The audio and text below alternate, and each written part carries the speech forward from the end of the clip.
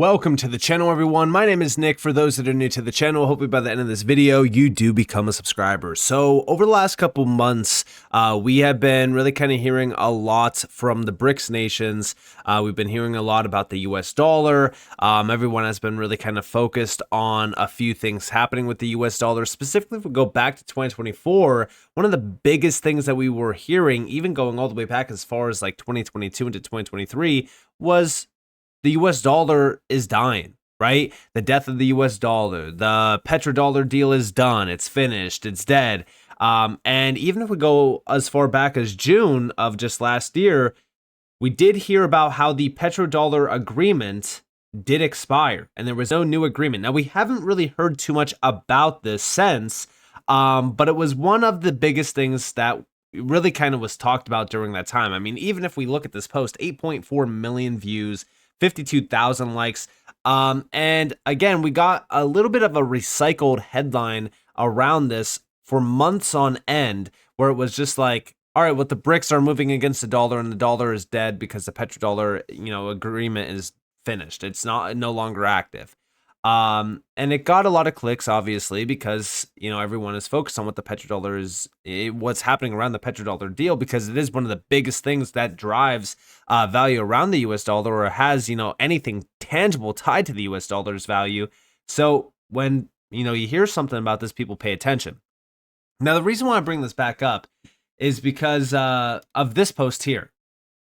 So it seems as though everyone is now really kind of looking at what's happening with the U.S. government, with the U.S. debt. We even look across the board now with tariffs. Everyone's really kind of scared about, the recession ward, right? And we actually have breaking news. Billionaire Ray Dalio warns that mounting U.S. debt problems could lead to shocking developments. The entire world is buried in debt. The first thing is the debt issue. We have a very severe supply and demand problem. Now, I've always said that the debt is unsustainable. I think that anyone with a brain could say that the debt is unsustainable. Our interest payments on the debt are now becoming far more than what we're taking in just from taxes alone, which is just crazy to me. And it should really kind of shock you as well, because this is a big issue. I mean, it is becoming a very significant problem, but this is exactly what they want, right? Because I've always said in the past, problem, reaction, solution. That's the three things that you really want to focus on whenever we do have a big issue like this. And there is something behind all of it, right? Because what have we been hearing for years now? Well, we've been hearing about CBDCs. We've been hearing about the digital revolution. We've been hearing about digital currencies. And even now, the biggest thing that everyone's talking about is, well, stablecoins. Because we now are starting to see big moves happening around legislation. And how does stablecoins tie to all of this, right? That's the big thing. Well, if we think about how the debt is becoming unsustainable, and we, have these big flashing warning signs about how the economy is becoming so unsustainable that, we are going to hit a brick wall and things are going to crash. Well, guess what? When things crash, guess what can happen? Big changes can happen immediately because everything gets a reset. This is where we look at the new technologies around the space. This is where we also look at stablecoins. Because I saw a great post by Marty Party, and it does have to pertain back to the petrodollar. The first implementation of US digital dollars will be to replace the euro dollar with US stablecoins. Now, this does sound great on paper, except for the fact that we know that the ECB just announced a euro stablecoin in October. But the next part here, where we have then the petrodollar with US stablecoins for international commodity trades. Now, we are getting US stablecoin legislation, and we have been hearing about how stablecoins in the US and even outside of the US support the US dollar dominance. And the ACH and credit card networks and bank money with US stablecoins. US stablecoins are issued by a US regulated entity. They will be backed by US Treasury bills and bonds, and then Bitcoin and regulated US Layer 1 tokens. This is the next epic of the financial system for the next 100 years. Now, listen, like I've said, The thing that makes crypto a once in a lifetime opportunity is the fact that we get to touch this asset class under $3 trillion in market capitalization. And this asset class will power the financial system for the next 100 years. This is the biggest evolution in financial technology that we've had in a very long time, since the inception of credit and debit cards back in the early, 60s into 70s, right? So when we think about what's really going on here, this is truly a once in a lifetime opportunity. And we are starting to see this becoming a reality around how stablecoins are getting embedded within the US system. Let's go over here for an example. This is from the Financial Services GOP. On March 11th, stablecoins will benefit our financial system. Stablecoins modernize the payment system, faster and cheaper international payments, use secure blockchain technology, globally available, less volatile than other digital assets. Have you noticed a big shift here in scenery around stablecoins? Over the last few months, we have started to see stablecoins being spotlighted as a big savior for the US dollar. Why? Well, because the US dollar is being challenged right now. What better way to spotlight a big problem, get a reaction, and then say, hey, guess what? Stablecoins could solve this big problem. Like I said, problem, reaction, solution. Now on top of this, we have this video over here.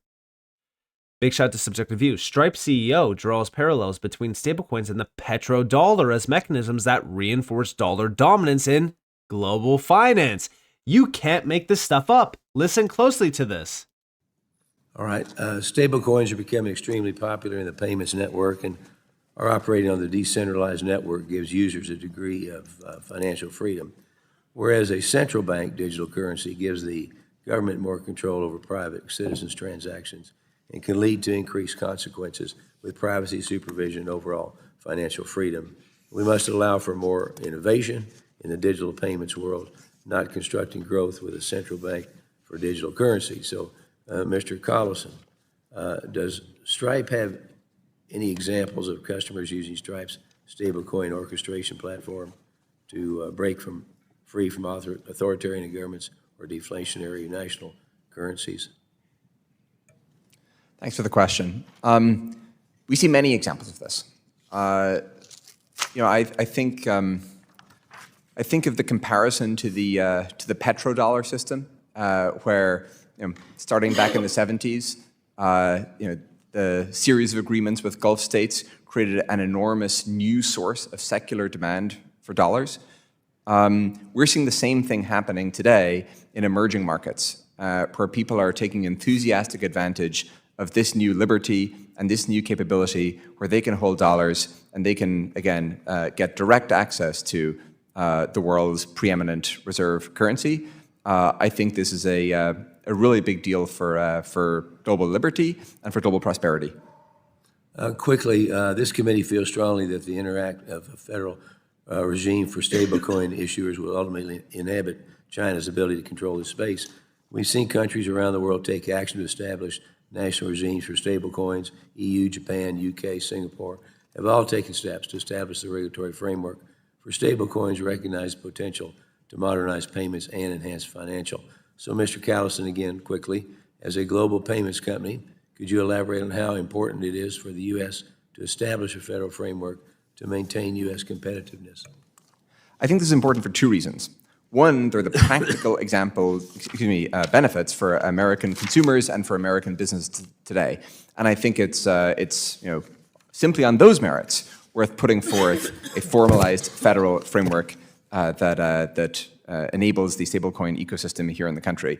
But then I think there's a second reason, I think this is what you're getting at, that while it is the case that an overwhelming majority of transactions today are in fact denominated in dollars, and that's enormously to the US's benefit, there is a risk that if the US adopts a posture of discouraging and inhibiting stablecoin adoption, that the rest of the market will respond and adapt. And perhaps we're here in 5 years and the preeminent stablecoin currency is euros or renminbi or some other global currency, and I think that would be to the US's detriment.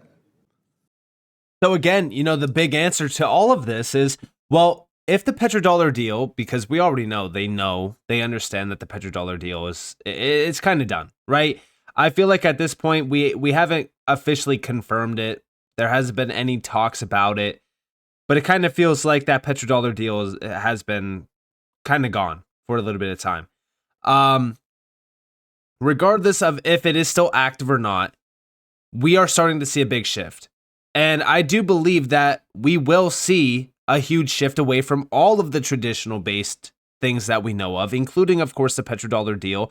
And that's where we really look at stablecoins. We look at what's going to be the main driver, what's going to be the thing that this next financial system, and I don't want to say the next financial system because we're also going to converge with the old, right? It's going to be new and old, all converging at a rapid pace. And the best way to get behind this, the best way to retain a major dominant position, having the US dollar still a dominant currency, is making sure that they get behind it now. Make sure that they're adopting it now.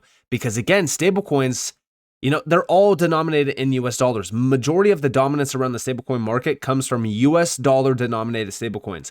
So now is the best time for the US to get everything in line. Start looking into major players like Ripple, because again, RLUSD, game changer, Ripple, massive coverage of the global FX market. It makes a lot of sense. All right. It makes a lot of sense. So now is the time for them to start to really kind of, I would say, stepping on the gas and getting these things right now before everything shifts into overdrive. But even over here, we have stablecoins give us an opportunity to continue US dollar dominance across the globe. I believe that stablecoins in particular give us a real opportunity to maintain dollar dominance across the globe. We've talked a little bit about use cases, and as a policymaker in general, I might not be concerned about the way that someone in Mexico, Panama, Peru, Nigeria, or another location is engaged in transactions. But what we actually see is when Stripe has a neobank in Mexico or Bridge is used to distribute payments to workers across Latin America, that actually strengthens the US dollar. Would you agree? Can you comment on that briefly? Yes, I think it strengthens the US in two ways. One, many of the companies engaged in the activity you're describing are themselves American businesses, and so they become stronger. But secondly, and I think this is what your question is getting at, it increases dollar demand, increases the demand for US treasuries, and it in turn lowers US borrowing costs. So again, we're starting to see the same efficiencies that the original petrodollar deal did have. I mean, this is basically the digital petrodollar. That's exactly what stablecoins are becoming. And, if we start to create deals within US dollar denominated stablecoins, all of a sudden we still have the same exact, benefits of having that petrodollar in place. But now it's just all digital based. Everything is all digital. It's all trackable. It's all traceable. It's on chain. This is where we start to not only, plant our seeds for the next 100 plus years to make sure that the US dollar is the dominant currency, but make sure that the US itself is a dominant country within the digital revolution, because this is happening now. It's no longer maybe in 5 years, maybe in 10 years. No, it's happening now. We know that these things are happening now. Tokenization is becoming a massive game changer. Almost every single asset management company, every single major enterprise, every single major institution is behind this space in a huge way at this current moment. We're just waiting for regulations. That's why we look at the steps that need to be taken in order for these things to be realized in. And again, when it comes to RLUSD, we know that RLUSD is fully regulated, compliant. What better, company than a US-based company like Ripple to be one of the key founders around a US dollar denominated stablecoin that already has massive partnerships with over 500 plus institutional players, that has global coverage, that has an all-in-one umbrella for the digital and tokenization revolution. Like, you can't make this stuff up.